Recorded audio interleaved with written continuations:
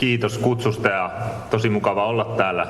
En olekaan ennen täällä Valkealan kristillisellä opistolla käynyt ja on jo pari vuotta sittenkin tuli pyyntöjä tänne, mutta on monena vuonna osunut kesälomien tai jonkun lomareissun kanssa päällekkäin. Nyt oli mahtavaa, että sain järjestymään tämän tilaisuuden.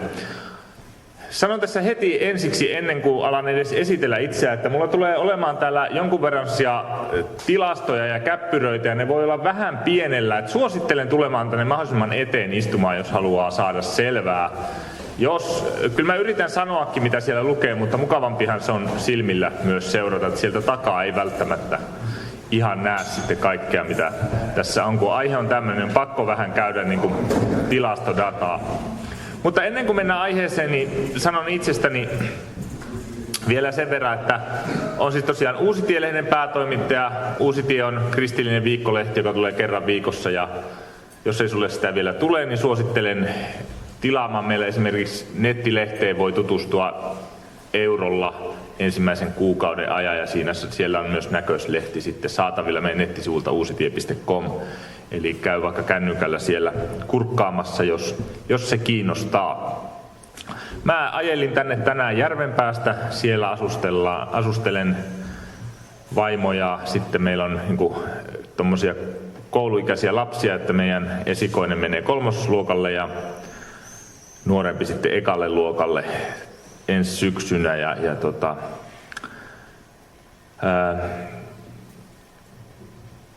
Mä oon teologikoulutukseltani ja ennen kuin tässä Uudessatiessä on nyt ollut pari vuotta, aika tasan 2 vuotta on nyt ollut ja sitä ennen olin tuolla Suomen teologisessa instituutissa ja aika paljon seurannut tätä länsimaista kristillisyyden kenttää, eka siellä STI:ssä ja nyt myös Uudessatiessä huomaa, että kaikki uutiset ja tapahtumat, mitä tapahtuu, niin niitä jollakin tavalla tässä käsitellään ja tämä, mitä tässä tuun sanoa, niin on tämmöinen pitkän ajan koonti siitä, mitä on näissä töissäni oppinut, ja yritetään löytää jotain semmoisia suuntaviivoja tulevaisuuteen ja ehkä myös semmoisia pinnan alla olevia trendejä, jotka sieltä voi tulla esiin. Mutta ennen kuin lähdetään katsomaan mitään tarkempaa, niin pakko ottaa tähän alkuun tämmöinen vastuuvapauslauseke. Eli tämä teema, mikä mulla on annettu, niin tämähän on ihan valtavan mahdoton. Siis miltä länsimaisen kristiuskon tulevaisuus näyttää. Kukaan ei sitä pysty oikeasti tietämään. Ja niin kuin muistetaan esimerkiksi Jaakobin kirjeestä nämä sanat, että kuulkaa nyt te, jotka sanotte tänään tai huomenna me lähdemme siihen ja siihen kaupunkiin, viipymme siellä vuoden, teemme kauppoja, keräämme hyvät voitot. Ettehän te tiedä, mitä huomispäivä tuo teidän elämäänne. Savua te olette, joka hetken näkyy ja sitten haihtuu. Näin teidän tulisi sanoa, jos Herra tahtoo, niin me elämme ja teemme sitä ja sitä.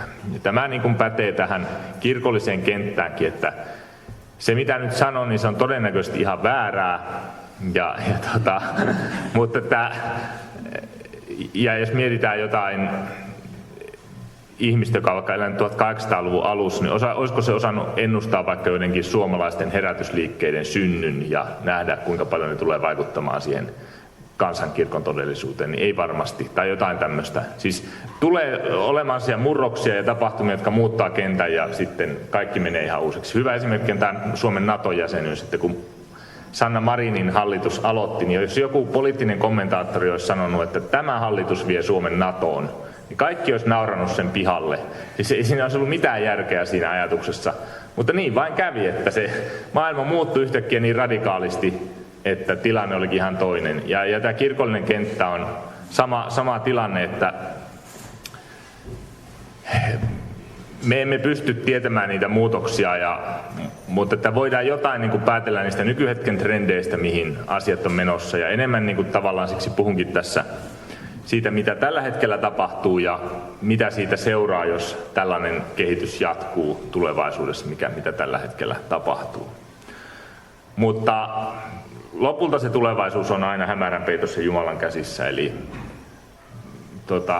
suhtautukaa sillä lailla kriittisesti kaikkeen, mitä sanon. En yritä ennustaa mitään, vaan ehkä vaan sanon jotain huomioita. Ja ihan mahdotontahan koko globaalin kristiuskon tulevaisuutta ja todellisuutta nähdä vuosien päähän, niin se on ihan mahdotonta. Mutta lähdetään siitä liikkeelle, että tuo maallistuminen on ollut voimakasta viime vuosikymmeninä ja semmoinen pääsääntö kaikkialla länsimaissa. Etenkin Euroopassa ja Yhdysvaltoja on monesti pidetty vähän sellaisena poikkeuksena, että siellä se maallistuminen ei ole niin paha. Mulla on tuossa 2 graafia tuolta Yhdysvalloista. Ylemmässä näkyy 18-35-vuotiaiden uskonnollinen sitoutuminen, ja siellä näkee, että tuossa tuolla alhaalla vuodet, jotka näkyy aika huonosti, mutta vuodesta 1973 tuonne vuoteen 1993, niin se on koko ajan pysynyt tuolla yli 75%, jopa tuolla lähes, mä en tiedä, tuossa ei niitä lukuja katso, onko se ihan tuolla melkein niin 90% ollut tuo nuorten sitoutuminen kristityiksi. Mutta sitten 90-luvulta kun lähtee, niin tuo sininen käyrä lähtee laskemaan, ja se on laskenut tasaisesti tuonne vuoteen 2018. Ja sitten alhaalla on taas punainen käyrä, joka kuvaa noita nansseja, eli niitä, jotka ilmoittaa, että he ei kuulu mihinkään uskontoon. Eli näiden uskonnottomien osuus nuorista on 90-luvulta lähtenyt reippaaseen nousuun ja noussut sitten radikaalisti tuonne 2018 vuoteen asti. Ja sitten samalla lailla tuossa sitten toinen tuo alempi graafi, siinä on kaikista amerikkalaisista ne, joilla ei ole uskonnollista sitoumusta, niin sielläkin sieltä vuodesta 90 niin käyrä alkaa yhtäkkiä pompata ylöspäin. Ja siis Yhdysvalloissakin tämä maallistuminen siis etenee ja suuret kirkkokunnat menettää jäseniä kaikkialla länsimaissa. Nuoriso uskonnottomampaa kuin aiemmin.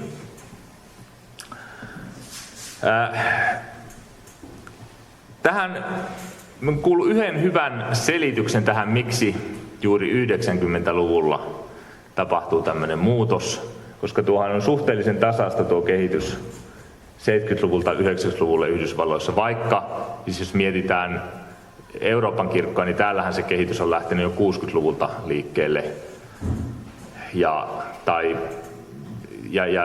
Mutta Yhdysvalloissa toi on ollut tasasta, niin se on hyvä selittävä tekijä on tämmöinen ulkopolitiikan muutos. Että jos mietitään kylmää sotaa, niin Yhdysvalloille se Neuvostoliitto oli niin paha vihollinen ja ajateltiin, että se on semmoinen ateistinen, kommunistinen valtio. Jos sitä haluaa vastustaa, niin silloin sun täytyy olla kristitty. Eli se vähän kuului siihen niin kuin yhdysvaltalaisia identiteettiä ja ulkopolitiikkaa, että ollaan kristittyjä, vastustetaan sitä ateistista kommunismia. Ja vaikka et niin kuin tosissaan ollut kristitty, niin silti sä jollakin tavalla niin kuin kulttuurisesti identifioidut siihen ja näin.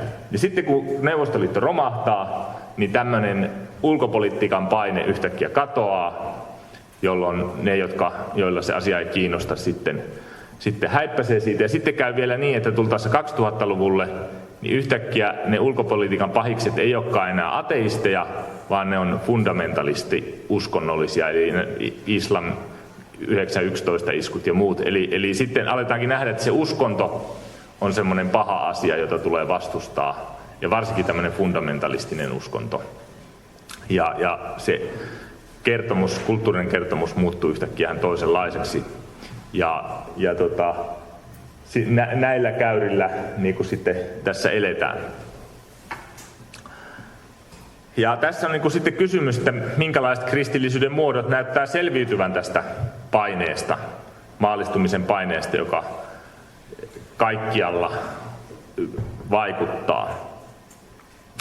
Mutta kuva ei ole kuitenkaan näin dramaattinen viimeisten vuosien ajalta, nimittäin nyt viime joulun aikaan, tai olisiko ollut tammikuussa, tuli Yhdysvalloista uusin tämmöinen Pew Researchin tutkimus, josta on paljon kiinnostavaa dataa, ja siellä näyttää siltä, että yhtäkkiä, siis voi sanoa, että vuodesta 2022 eteenpäin tämä maallistuminen onkin pysähtynyt.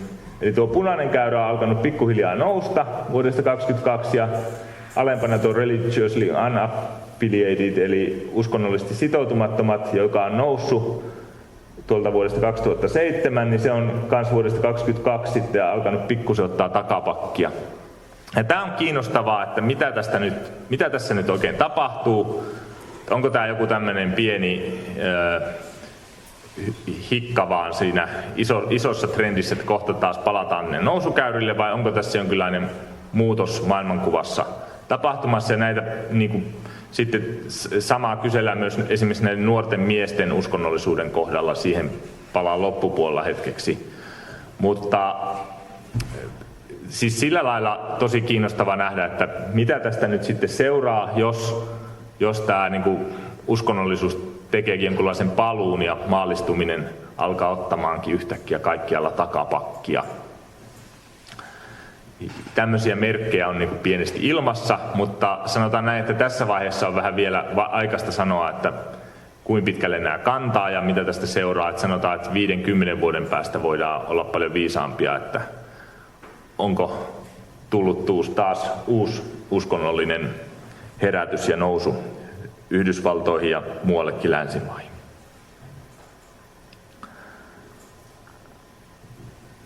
Yksi semmoinen tekijä, mikä tällä hetkellä on todellisuutta, on se, että sellainen polarisaatio kasvaa länsimaissa. Sehän näkyy niin kuin politiikassa, se näkyy sukupuolten välillä, se näkyy kaupunkien ja maaseudun välillä, se näkyy eliitin ja kansan välillä, mutta se näkyy myös uskonnollisella kentällä. Sillä lailla mekin tiedetään, että Suomen kirkon sisällä ei ole koskaan ollut näin polarisoitunut tilanne kuin tällä hetkellä esimerkiksi. Etenkin kaikki isot kirkkokunnat on jakaantuneita liberaaleihin ja konservatiiveihin, tai monet ei tykkää näistä termeistä, voidaan puhua myös vaikka progressiiveista ja traditionalisteista. Ihan sama mitä termejä käytetään, niin se todellisuus on siellä taustalla, että ollaan erimielisiä erilaisista kysymyksistä. Ja tämä ei ole niin kuin vaan Suomen ongelma, nämä keskustelut, mitä Suomessa käydään vaikka jonkun avioliittoasian kanssa, vaan ne näkyy joka paikassa kaikissa länsimaissa kirkoissa. Niitä ei missään päästä eroon, koska kaikkialla lännessä nämä samat kysymykset vallitsee. Ja sitten näyttää myös niin, että tämä ero näiden liberaalien ja konservatiivien välillä kasvaa koko ajan, eli kiistat menee koko ajan entistä perustavampiin asioihin. Eli jossain vaiheessa oli silleen, että kyllä tässä nyt vähän niin kuin samalla kirkkoon mahdutaan, mutta monissa, niin kuin ainakin Yhdysvaltojen kirkoissa ja muissa on sitten jo tullut sitä, että erot on niin suuria, että tulee tämmöisiä splittejä, hajannuksia, jossa jakaudutaan kahteen osaan ja todetaan, että me ei enää edusteta niin kuin samaa hengellistä todellisuutta, me ei ajatella samalla tavoin asioista. Ja kyllä Suomenkin Eblut-kirkossa siis tietyllä tavalla on fakta, että ne hengelliset todellisuudet on hyvin kaukana toisistaan näiden eri päiden välillä. Eli kiistat on jo todella perustavista asioista, jotka siellä niin kuin jäävuoren huipun alla on.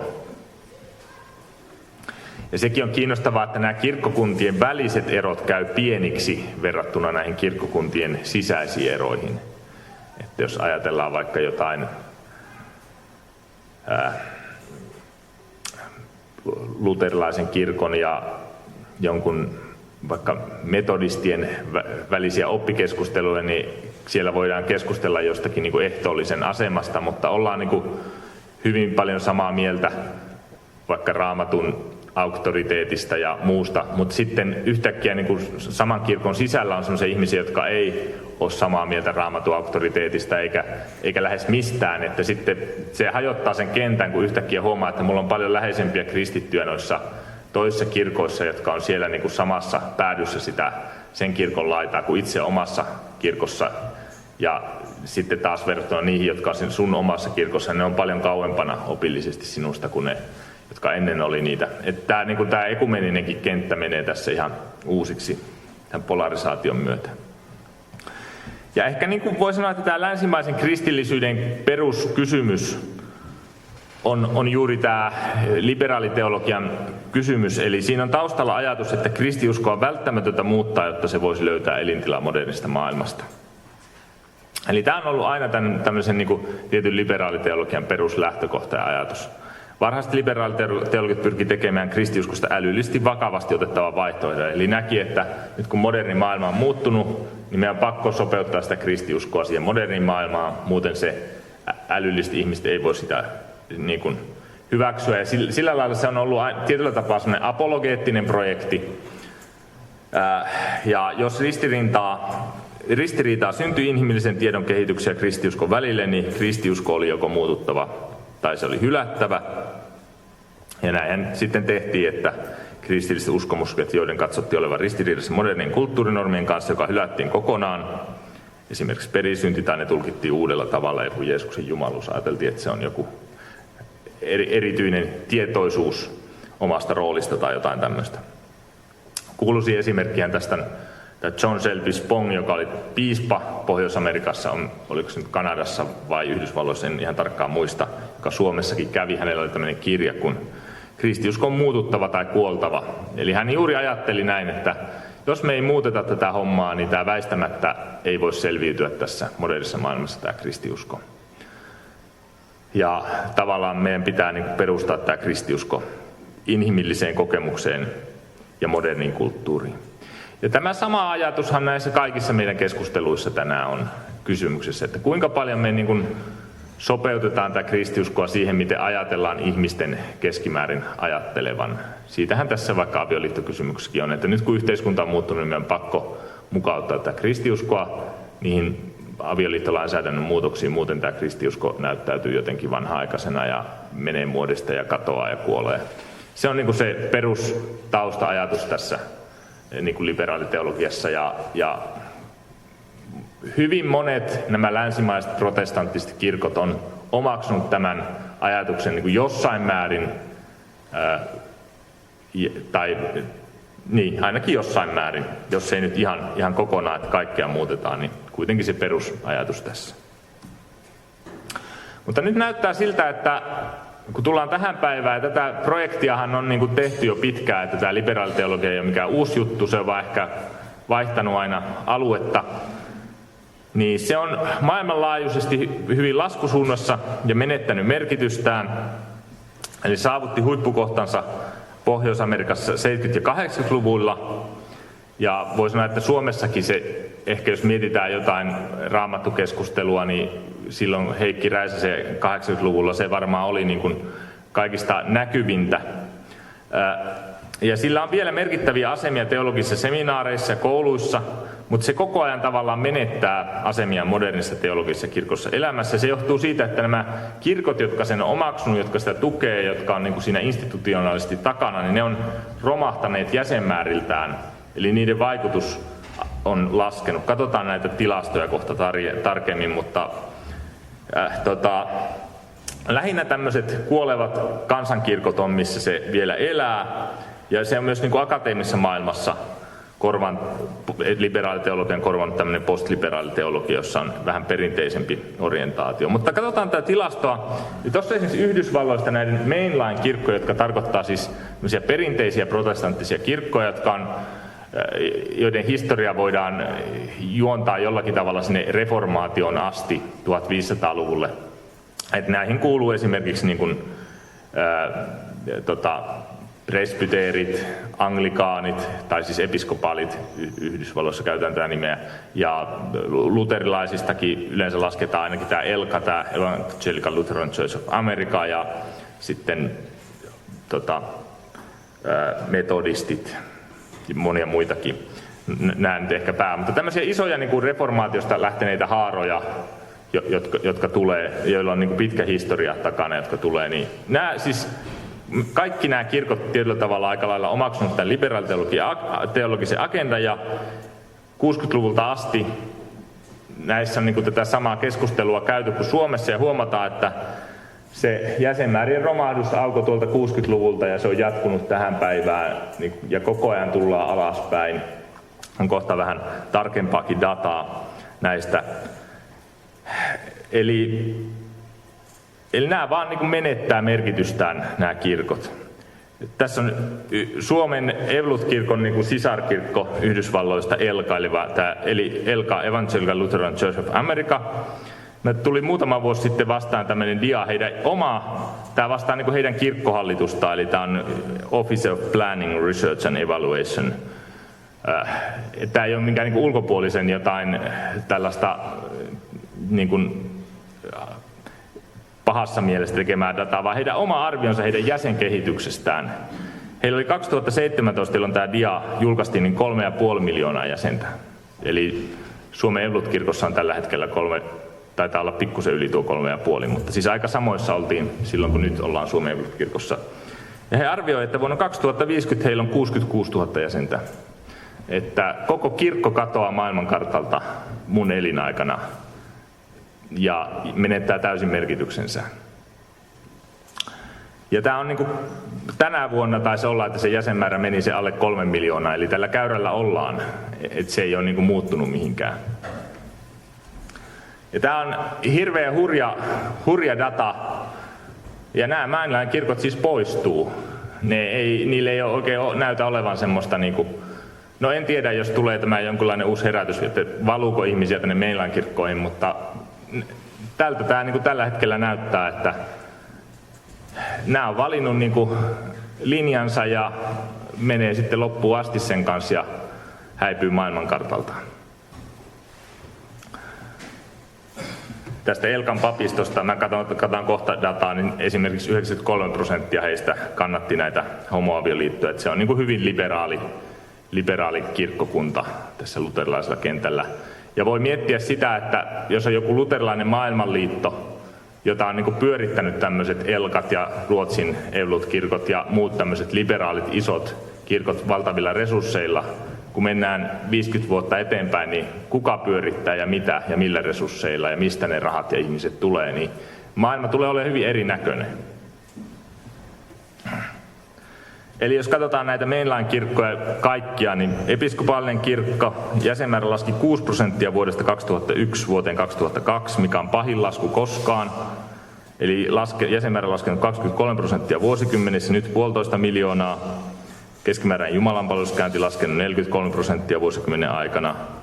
Christian Church, tämmöinen Disciples of Christ-kirkko, sitä ei taida Suomessa edes olla. Vuonna 1970 1,5 miljoonaa jäsentä, nyt 277 000. United Church of Christ, vuonna 1960 2,2 miljoonaa jäsentä. Vuonna 2020 sillä oli 773 000 jäsentä, vuosikymmenessä 285 000 jäsentä. Presbyteereistä sanotaan, että uskontokunta on kuolemassa uskomattoman nopeasti. Eli jäsenmäärä romahtanut 63% vuodesta 1984, 3,1 miljoonasta 1,14 miljoonaan. Vuotuinen jäsenkato on vaan kiihtynyt. Eli ei tämä Elka ole ainoa, nämä kaikki katoaa maailmasta tätä menoa. Ja sitten tässä nähdään, tässä on nyt paljonkin dataa, mutta ehkä katsotte vaan noita vihreitä palluroita. Siinä näkyy, että samaa sukupuolta olevien avioliittojen niin support eli tuki tai kannatus. Jos kaikista Yhdysvaltain kirkossa kävijöistä 52% kannattaa näitä samaa sukupuolta olevia avioliittoja, se on aika 50-50, niin sitten kun mennään näihin mainline-kirkkoihin, näihin isoihin protestanttikirkkoihin, niin siellä esimerkiksi tämä United Church of Christ, niin siellä 95% papistosta kannattaa. Elkasta, siitä Evangelical Lutheran Church in America, 93% papistosta kannattaa samaa sukupuolta. Episcopal Church 94%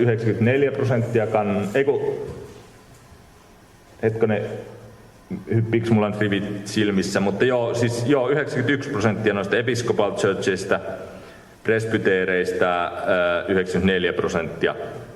Ja eli nämä on hyvin teologisesti vetänyt sen linjansa sinne liberaaliin suuntaan ja tavallaan jäljet on sen mukaisia.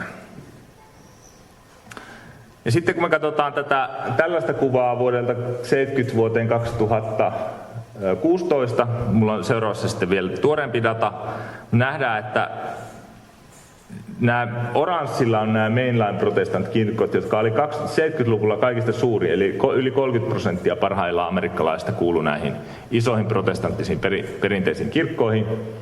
Niin nyt 2016 se oli jo jossakin 10% paikkeilla. Ja se on niin kuin romahtanut kun lehmä häntätää mainline-kirkkokunnat, ja sieltä on sitten No Faith keltaisella noussut samassa suhteessa. Että tämä maallistuminen käytännössä on ollut vaan, että näiltä mainline-kirkoista on ihmiset niin kuin kadottanut uskonsa ja siirtynyt pois. Mutta sitten katoliset ja evankelikaalit vetelee siellä, kyllä sielläkin maallistumista ehkä pienesti on, mutta ei mitään niin kuin kovin radikaalia. Nämä niin kuin näyttää pärjäävän. Eli evankelikaaleilla nyt puhutaan sitten, että tarkoitaan yleensä tämmöisiä niin kuin kristillisiä kirkkokuntia, jotka pitää Raamatun arvoa tärkeänä, panostaa evankeliointiin ja pitää myös tästä henkilökohtaista uskoa tärkeää. Tämmöiset yhdistävät tekijät ainakin, ja näihin laajasti kuuluu niin kuin monenlaista porukkaa. Mutta että tämä maallistuminen ei ole semmoinen asia, että se kohtelee kaikkia samalla tavalla, vaan se on niin kuin ihan valittavissa oleva asia, miten sen niin kuin kanssa selvitään, ainakaan niin kuin yhdysvaltalaisen datan pohjalta. Ja näyttää siltä, että Suomen Evankelikirkko on valinnut niin kuin näiden mainline-kirkkojen tien ja haluaa sitä kulkea. Toinen data vielä sitten ihan tähän päivään, tämä on siitä viime vuoden 24 vuoteen asti, niin nähdään taas, että evangelical, no siis kaikkien protestanttien osuus on niin kuin laskenut kyllä, mutta jos katsotaan, että vuonna 2007 26% amerikkalaisista oli näitä evankelikaaleja, vuonna 2024 23%, eli ihan parin prosentin pudotus, ei mitään, niin kuin, tietenkin sekin on huonoa, että tullaan alaspäin, mutta että nämä evankelikaalit ei ole semmoisen eksistentiaalisen uhan alla, että me niin kuin tuhoudutaan, vaan ne tulee todennäköisesti säilyttämään asemansa. Ja katolisilla sama homma, 24, siellä ehkä pikkusen isompaa tuo kulmakerroin, mutta siinäkin on vuosien välillä aika paljon vaihtelua, että nyt ollaan jossain 19. Mutta sitten mainlineilla 18 on tultu 11, eli se kulmakerroin on paljon jyrkempi laskussa näillä mainlineilla kuin katolisilla ja evankelikaaleilla tähän päivään asti. Tietenkin se on nyt kysymys, että jos tässä tulee tämmöistä uutta nousua, niin mihin näistä se nousu sitten kanavoituu? Ja se on hyvä kysymys, siihen ei ole vielä vastauksia, mutta joka tapauksessa näette, että mainlineit on tosiaan katoamassa tästä ainakin yhdysvaltalaisesta todellisuudesta, ja sieltähän monet uskonnolliset vaikutteet tänne Eurooppaankin sitten tulee. Tässä mulla tämmöinen kuva sitten vielä siitä, ehkä me ei tähän nyt jää kovin pitkäksi aikaa, mutta mihin niin kuin ihmiset päätyy, jotka kasvatetaan evankelikaaleiksi vs. niin, jotka kasvatetaan mainlineiksi. Ehkä tämä niin kuin Suomessa voisi puhua suomalaisella termillä, että herätyskristitty vs. tämmöinen kansankirkollinen. Mutta ne ei ole ihan sama asia, mutta sinne päin. Eli evankelikaaleista yli 70% pysyy evankelikaaleina, mainlineista vaan vähän yli puolet. Ja sitten huomataan, että mainlineista 20% siirtyy ei-uskonnollisiksi, kun evankelikaaleista vain 10%. Eli nämä evankelikaalit onnistuu pitämään paljon paremmin jäsenensä ominaan kuin nämä mainline-kirkkokunnat. Eli tällainen perinteinen protestantismi on näyttää katoavan länsimaissa. Eli kristillinen kenttä jakautuu pääosin kahteen ryhmään, katoliset laajassa merkityksessä ja evankelikaalit laajassa merkityksessä. Eli ei nyt katolisillakaan välttämättä tarkoita pelkästään katolista kirkkoa, vaan ehkä tähän voidaan laskea niin kuin ortodoksit tai monet muutkin tämmöistä historiallista kristiuskoa, piispoja, virkoja, liturgiaa, sakramentteja korostavat muodot. Ja sitten taas evankelikaalit yleisesti tämmöiset, jotka pitää Raamattua auktoriteettina, korostaa henkilökohtaista kääntymistä, spontaania palvontaa, ja heille ei ehkä useinkaan ole sitten niin jämäkkiä virkarakenteita tai liturgioita tai muuta tällaista. Eli tämmöinen niin kuin jakautuminen näihin kahteen suuntaan näyttää olevan käynnissä. Ehkä se myös Suomessa todellisuutta, että jos mietitään, niin meilläkin tavallaan ne luterilaisen kirkko niin kuin vuotaa sekä niin kuin tämmöiseen katolisempaan suuntaan, siis siinä mielessä lähetyshiippakuntaan, ja sitten taas ehkä tänne vapaisiin suuntiin johonkin One Way Missioon ja tämmöiseen, että nämä molemmat todellisuudet on myös Suomessa totta. Näyttää siis siltä, että tämmöiset perinteiset kirkot, jotka uskonpuhdistajien jäljessä pyrkii niin kuin elämään tämän katolilaisuuden ja radikaalien uudistajien tai anabaptistien välillä, niin sinne valutaan molempiin suuntaan. Ja tämä evankelikaalisuus nousee hallitsevaksi ei-katoliseksi kristilliseksi vaihtoehdoksi maailmassa. Ja taas sitten tämmöiset perinteiset protestantiset kirkot taantuu, monet ei kasva, ne muistuttaa yhä enemmän joko evankelikaaleja naapureitaan tai kuuluu näihin taantuviin liberaaleihin valtakirkkoihin. Toki tästä nyt täytyy sanoa, että kyllähän näitä perinteisiä protestanttisia kirkkoja jää, esimerkiksi jos mietitään jotain Etiopian Mekanen Jeesuskirkkoa, joka taitaa olla suurin luterilainen kirkko, niin ei se ole mihinkään katoamassa, mutta sekin on tietyllä tavalla historiallisesti aika uusi kirkko ja katsotaan sitä Afrikan kristillisyyttä tuossa parissa diassa myöhemmin. Eli suuri osa kristityistä elää jo nyt maailmassa, jossa perinteinen protestantismi ei ole enää merkittävä voima, eli nämä kristilliset vaihtoehdot on joko katolilaiset tai evankelikaalit. Ja mä en nyt sano, että mä en arvota tätä, mä en sano, että tämä on hyvä asia, että tämä on näin, tai että tämä on huono asia, tämä on näin, vaan sanon, että tältä se näyttää. Sitten voi miettiä, että mitä siitä seuraa ja mitä mieltä siitä on. Ja jos katsotaan vaikka Yhdysvaltojen nyt tätä dataa vielä sitten tarkemmin näiden eri protestanttisten kirkkokuntien jäsenkehitystä, niin huomataan, että ainoa kirkkokunta, joka Yhdysvalloissa kasvaa, on nämä non-denominational, eli nämä kirkkokuntiin kuulumattomat. Näissä on usein semmoisia yksittäisiä seurakuntia, jotka perustetaan vaan sitten johonkin tietylle alueelle jonkun tietty pastori, joka ei kuulu välttämättä mihinkään sen suurempaan kokonaisuuteen.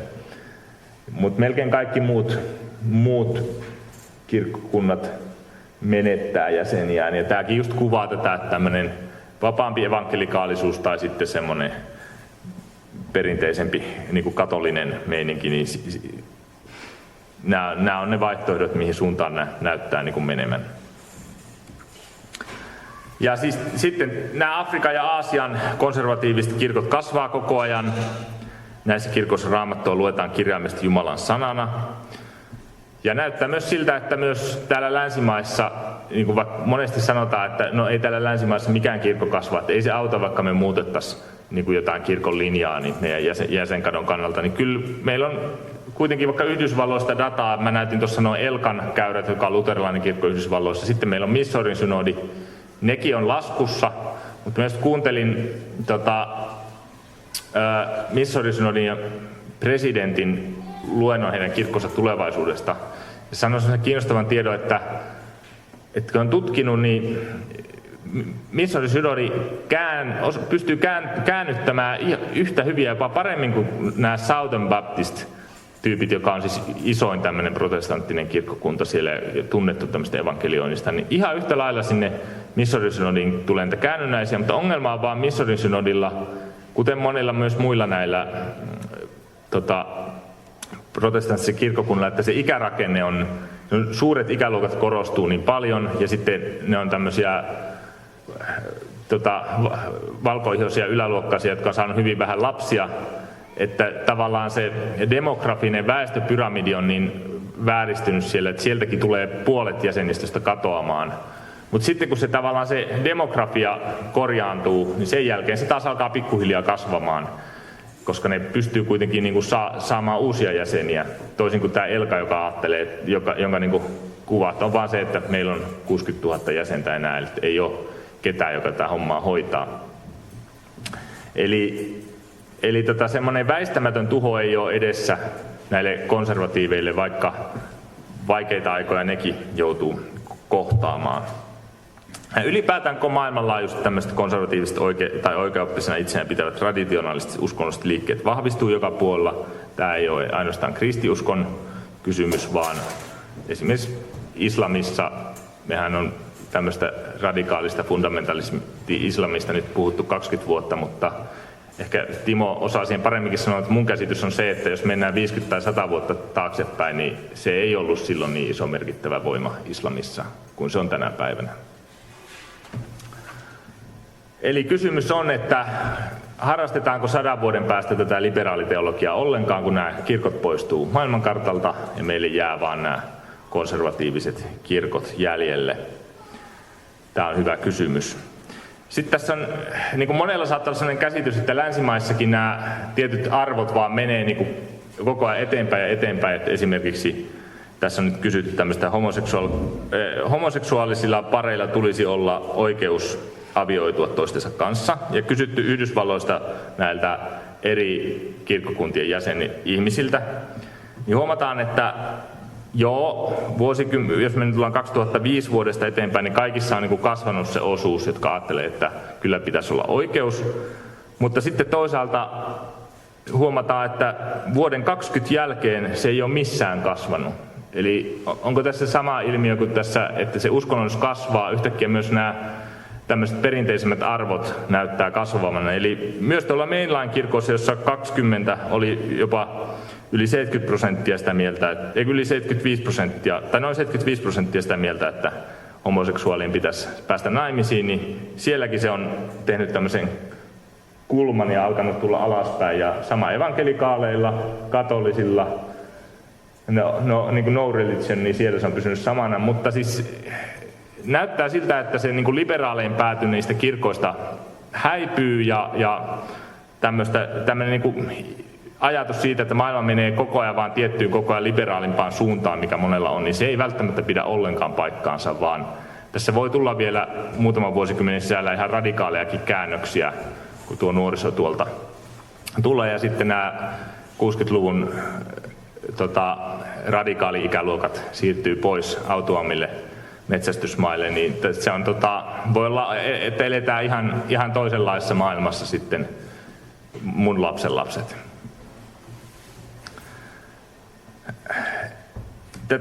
Tässä oli myös kotimaassa, oli vuosi sitten ehkä noin hauska uutinen. Veli-Matti Kärkkäinen, joka yksi tunnetuimpia suomalaisia teologiaa Yhdysvalloissa opettaa, niin tämä oli otsikoitu kuin tämä, että maailmalla kasvavat konservatiiviset laitaoikeiston kallella olevat kirkot. Mä ihan luen tästä, sitä ehkä näy tuota tekstiä, mutta luen. Hieman huolissaan Kärkkäinen on Yhdysvaltojen teologisen koulutuksen syvästä jakaantumista kahteen pääleiriin.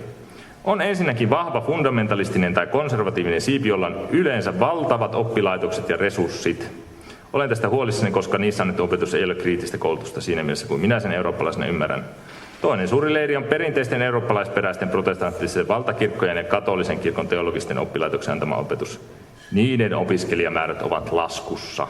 Eli tämä kuvaa juuri sitä, mitä tässä kuvasin, että nämä konservatiiviset kirkot niin kuin menestyy ja siellä on resursseja alkaa olla ja sitten nämä mainline-kirkot menettää koko ajan merkitystä ja asemiaan ja tulee tuhoutumaan. Sitten hän vielä kommentoi näin. Kaikki tietävät, että vapaakirkkotyyppiset karismaattisuuden lämpiävät evankelioivat ja lähetystyötä tekevät yhteisöt näyttävät maailmalla kasvan, jopa katolisen kirkon sisällä. Sitä ei voi kiistää. Kaikki sellainen kasvu ei kuitenkaan ole mielestäni hyvää, se tuo ongelmiakin, mutta kyllä globaali kristillisyys kallistuu sinne. Toinen merkittävä ajankohtainen kehityskulku Kärkkäisen mukaan, että eettiset kysymykset ja erityisesti poliittisesti oikeistolaiset näkemykset ovat usein nousseet globaalissa etelässä keskeiseen asemaan. En ota tähän itse kantaa, mutta näyttäisi siltä, että ne kirkot, jotka globaalissa etelässä kasvavat, ovat teologisesti ja eettisesti konservatiivisia kallellaan poliittiseen laitaoikeistoon. Sinne päin se näyttää vain menevän. No, tästä politiikasta voidaan keskustella paljonkin, mutta voi olla, että Kärkkäisen näkökulmasta mikä tahansa kirkko, joka esimerkiksi vastustaa niin kuin, homoavioliittoja tai aborttia, niin on heti niin kuin laitaoikeistoa. Mutta joka tapauksessa kaikki mitä hän sanoo, niin kuvaa sitä, mitä tässä on yrittänyt sanoa. Että kyllä tämä niin kuin tunnustetaan ja tunnistetaan tämä ilmiö, mutta siihen ei haluta reagoida tuolla niin kuin liberaalilla puolella. Sitten pari sanaa Afrikasta. Eli maallistuminen ja matala syntyvyys laskee kristittyjen määrää Euroopassa. Samaan aikaan globaali etelän kirkot kasvaa voimakkaasti. Vuonna 2050 puolet maailman kristityistä tulee Afrikasta. Nähdään tuossa diassa, että 2010 Eurooppa oli kaikista isoin. Sieltä tuli 25% kaikista maailman kristityistä. 2020 Afrikka on noussut, Saharan eteläpuolinen Afrikka on noussut kaikista isoimmaksi maaosaksi kristittyjen kannalta. Sieltä tulee 30% maailman kristityistä jo tällä hetkellä ja määrä vaan kasvaa. Ja nytkin jo suurimmat luterilaiset kirkot on Afrikassa. Eli voidaan kysyä, että mistä tulee tulevaisuuden henkilöresurssit. Ne on todennäköisesti afrikkalaisia, ja myös maahanmuuton myötä se tulee Euroopassa näkymään yhä enemmän tämä afrikkalainen kristillisyys. Eli siihen pitää suhtautua semmoisena tulevaisuuden kristiuskon muotona. Länsi lähetystyön tekijästä lähetystyön kohteeksi, sieltä alkaa tulla painetta ja ihmisiä tänne lähetystyötä tekemään. Eli suurimmat henkilöresurssit tulee muualta kuin Euroopasta. Ja tämä tulee väistämättä vaikuttaa näihin kirkkojen painoarvoihin ja suhteisiin.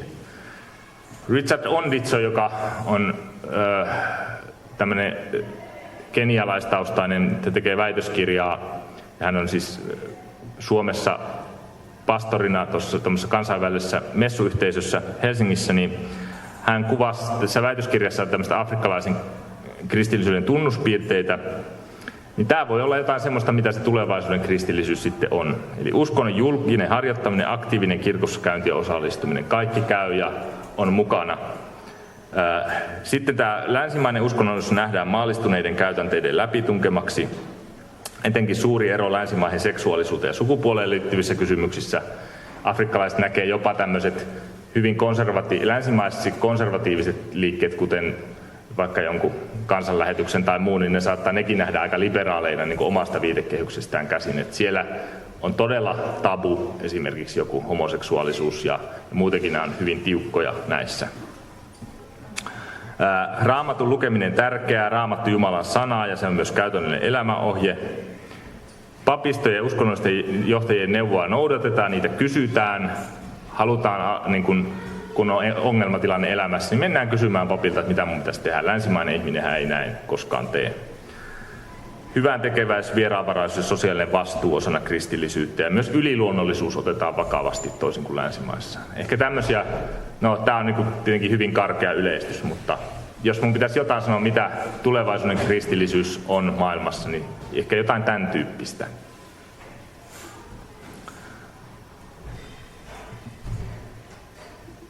Sitten vielä pakko sanoa pari sanaa katolisesta kirkosta, koska se elää tässä samassa todellisuudessa ja siitä niin kuin nähdään ihan samoja ilmiöitä kuin mitä protestanttien. Meillä on niin kuin hyvin paljon nähtävää, että mihin maailma menee, niin myös siitä, mitä katolisessa kirkossa tapahtuu, se vaikuttaa myös niin kuin luterilaisiin kirkkoihin ja protestantteihin ja tulevaisuudessa varmaan entistä enemmänkin. Ja tämäkin on nyt ihan mahdoton parissa diassa kuvata tätä koko miljardin kristityn todellisuutta, mutta yritän sanoa jotain semmoista yleistä ja sitten jotain kiinnostavia ilmiöitä. Eli Vatikaanin toisen kirkolliskokouksen jälkeen, joka 1960-luvulla, niin sen jälkeen on kiistelty hyvin pitkään siellä katolisessa kirkossa siitä sen tulkinnasta. Ja sielläkin on tämmöinen traditionaalit vs. progressiivit tai liberaalit jako ja taistelu siitä. Ja liberaalit tavallaan ajattelee, että nyt tämä pitäisi vetää kaikki hommat sen Vatikaanin jälkeen ihan uusiksi, tehdä sellainen radikaali katkos menneisyyteen. Ja traditionaalisesti taas ajattelee, että tämä Vatikaani 2 oli jo niin radikaali katkos siihen menneisyyteen, että sitä ei tule hyväksyä, että meidän pitää olla niiden aiempien kirkolliskokouksien linjalla ja hylätä koko Vatikaani 2. Ja sitten tämä keskilinja, jota viimeiset paavit on Johannes Paavali II eteenpäin niin edustanut, niin ehkä semmoinen, joka sitten pyrkii pitämään tämän, että se Vatikaani 2 on olennainen osa sitä historiallista kehitystä ja sen mukaan mennään ja sitä ei tule hylätä, vaan se on jatkuvuus sen historian kanssa. Meillä on Euroopassa ollut hyvin vahvoja katolisia linnakkeita, kuten Puola ja Irlanti, mutta näyttää siltä, että ne tulee romahtamaan. Et niissä kaikissa se maallistuminen, varsinkin Irlanti on jo käytännössä romahtanut, se on hyvin maallistunut maa. Mutta Puolassa on samaa kehitystä ilmoilla, että se Puolan vahvuus johtui siitä, että se liittyi siihen kansallistunteeseen ja kommunismista vapautumiseen ja muuhun se katolinen kirkko siellä niin voimakkaasti. Toki se kysymys, että mitä se romahtaminen tarkoittaa, että jos 80% tullaan 30%, niin onko se täysromahdus vielä? Se voi olla, että sinne jää hyvin vahva katolinen kirkko, että ei se katoa silleen elka, mutta tavallaan se ei ole enää semmoinen tekijä, kun se oli joskus vuosikymmen sitten tämä katolinen kirkko siellä. Mutta sitten toisaalta siellä on myös Euroopassa semmoisia vahvoja tekemistä, esimerkiksi Espanjassa katolinen kirkko elää hyvin vahvasti. Saksan katolinen kirkko on tekemässä liberaalia irtiottoa, että siellä ne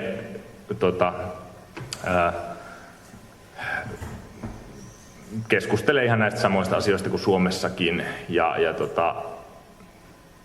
juttelin yhden katolilaisen ihmisen kanssa, joka totesi, että Saksan katolinen kirkko on ihan samanlainen kuin Suomen Evolut-kirkko, että niilläkin on ne kysymykset samoja ja se on hyvin liberaalia voi olla. Ja tässä en tiedä nyt sitten, ja nähdään, että miten tämän uuden paavin hän niin kuin näihin suhtautuu. Pakko sanoa tuosta Saksasta vielä, että siellä oli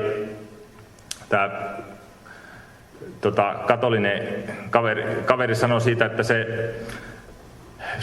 perussyy siellä, että siellä on, niin kuin Suomessahan kirkollisvero on jotain 1,5%, niin täällä Etelä-Saksassa saattaa olla alueita, että se on 8% tai 10%. Ne piispat ui rahassa siellä.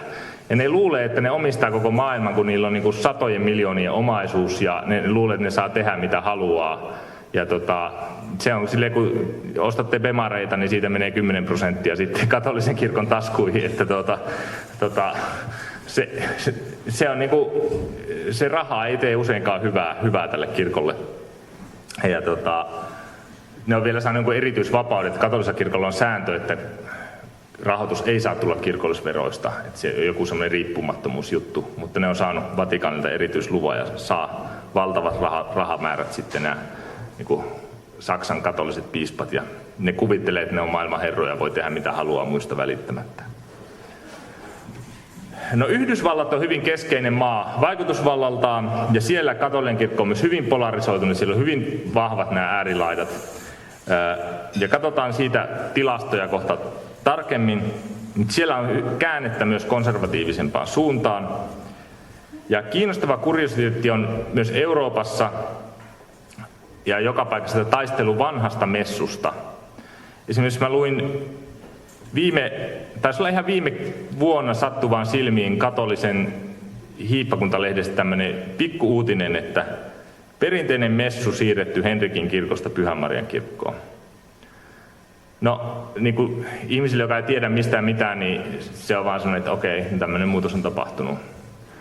Mutta siis kyse oli siitä, että paavi antoi tämmöisen ohjeistuksen, että tämmöisiä perinteisiä messuja ei saa viettää missään pääkatedraaleissa. Ja Helsingissähän se pääkatedraali on tämä Pyhän Henrikin kirkko. Ja sitten se siirrettiin sinne Pyhän Marian kirkkoon, joka on Töölössä siellä vähän, ettei ole enää siinä pääkatedraalissa. Ja se ongelma oli siinä, että niin kuin nuoriso lappaa näihin siis näihin tridenttiinisiin messuihin, jotka tehdään sen Trenton kirkolliskokouksen kaavalla 1600-luvulta, ja ne ei niin kuin halua näihin Vatikaanin kakkosen messu-uudistukseen tulla. Ja siellä on niin kuin valtavasti semmoista konservatiivista nuorisoa, jota niin kuin etenkin tämä Franciscus edellinen paavi vähän pelkäski, että mitä se saa aikaan, kun se siellä niin kuin keskenään alkaa tälleen niin kuin lisääntyä.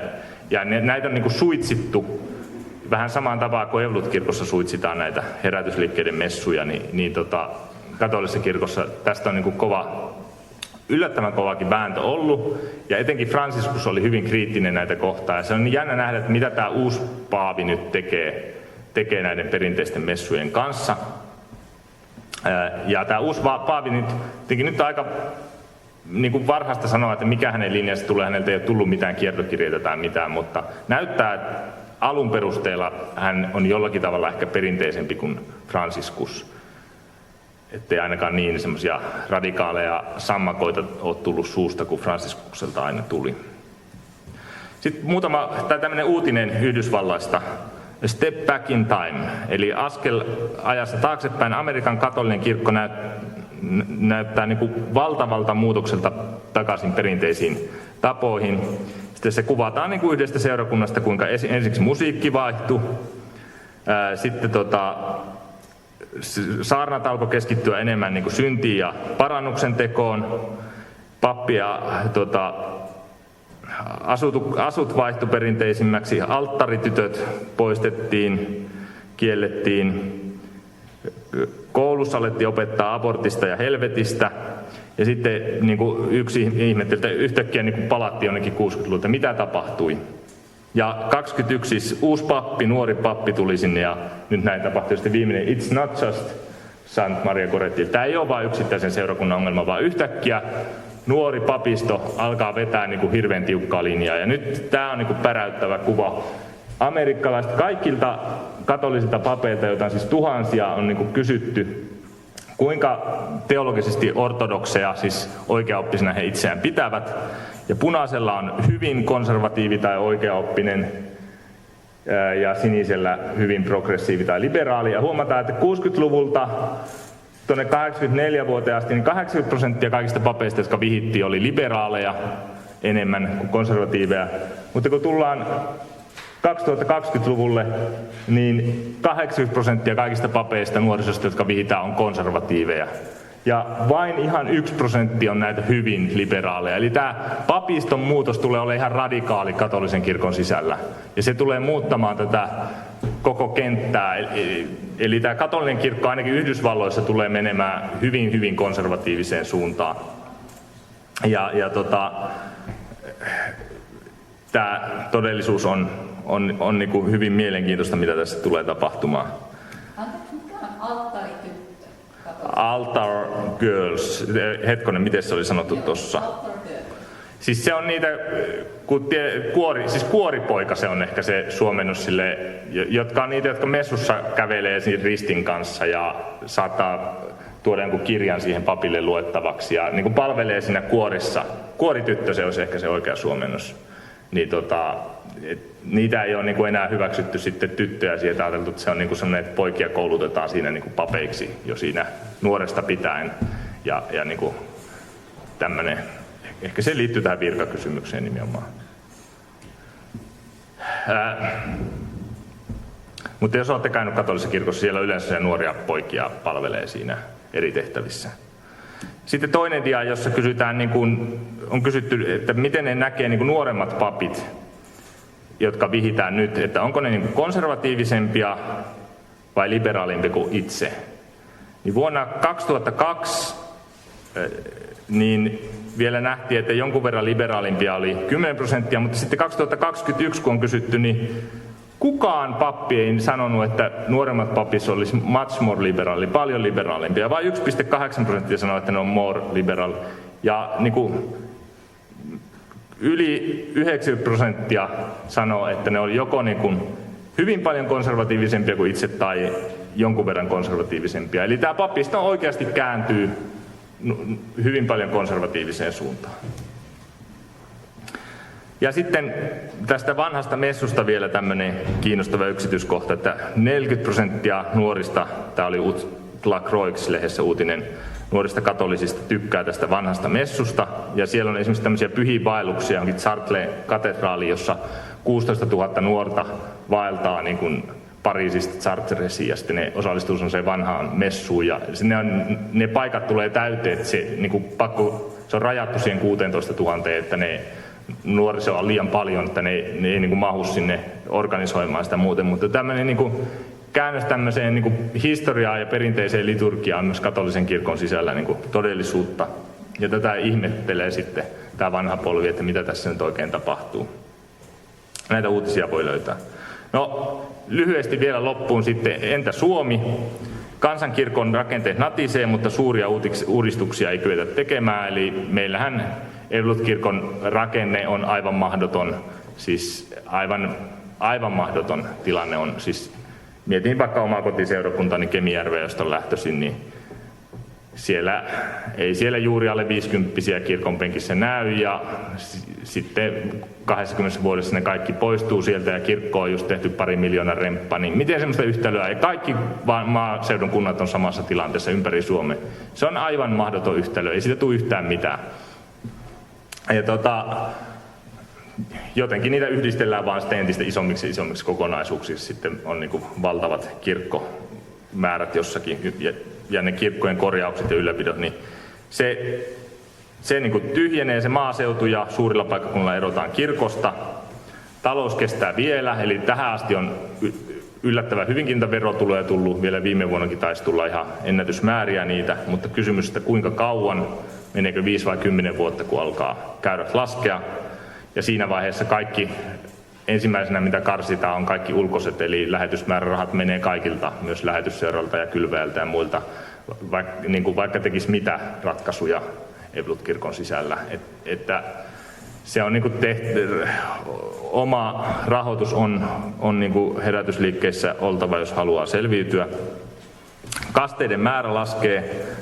Se on kaikista vaikein tilasto. Helsingissä kastetaan jo alle 25%, tai se on jossain 25% paikkeilla se kastettujen määrä kaikista syntyneistä. Siitä kun miettii, että kuinka moni niistä kuuluu sitten kirkkoon 18-vuotiaana, ehkä 20%, että maksimi kirkossa kuulumismääräkin on tavallaan jossain 20%, kuinka moni menee naimisiin, kuinka moni käy rippikoulun niin edelleen, kuinka moni heidän lapsista kastetaan. Se on semmoinen tilasto, nämä Evankelisluterilainen rakenteet on todella vaikeat. Nuorten miesten orastava herääminen kiinnostava ilmiö. Sitten kysymys, löytääkö nämä tiensä Evankelisluterikirkkoon vai jonnekin muualle. Sitä emme vielä näe. Suomen jäsentilasto on se, että vuonna 2085 viimeinen jäsen häipyy Evankelisluterikirkosta. Se menee tätä mainline-kirkkojen tietä näillä jäsentilastoilla, että se katoaa myös kartalta. Eli yhteenvetoa nopeasti, mitä tässä nyt sitten voisi sanoa. Eli liberaaliteologian ja perinteiset protestanttiset kirkot romahtaa. Polarisaatio, keskilinja katoaa niin opillisesti kuin toiminnallisesti. Eli puhuin tästä traditionaalisesta messusta ja sitten puhuin myös näistä karismaattisista yhteisöistä ja vapaakristillisistä non-denominational ja tämmöinen evankelikaali, joka kasvaa. Että molempiin suuntiin tavallaan on vetoa, mutta tämmöinen keskilinja näyttää katoavan. Yleinen maallistuminen jatkuu, kulttuurikristillisyys kasvaa, kulttuurikristillisyys katoaa. Kristiusko tuskin on valtavirtaa kovinkaan monessa paikassa länsimaista, että semmoisia valtakirkkoja, joihin kuuluu niin kuin suuri osa ihmistä, niin semmoisia tuskin tulee olemaan jatkossa. Mutta toisaalta voi olla semmoisia hyvin vahvoja kirkkokuntia, joihin esimerkiksi kuuluu 20-30% kansasta, joilla on merkitystä ja jotka kykenee kasvamaan. Se ei ole niin kuin tuhoon tuomittu tämä kristiuskon tulevaisuus, mutta se tulee olemaan hyvin erinäköistä kuin tähän asti. Eettisesti ja opillisesti konservatiivinen uskonnollisuus säilyy ja Suomen Evankelisluterilainen-kirkko näyttää seuraavan mainline-kirkkokuntien kohtaloa. Afrikkalainen kristillisyys kasvattaa vaikutusvaltaansa. Siinä lyhyesti minun teesit, miltä länsimaisten kristillisyyden tulevaisuus näyttää. Kiitos.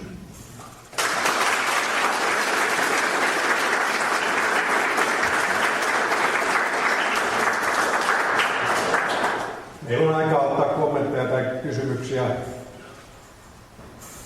Tuleeko? Joo.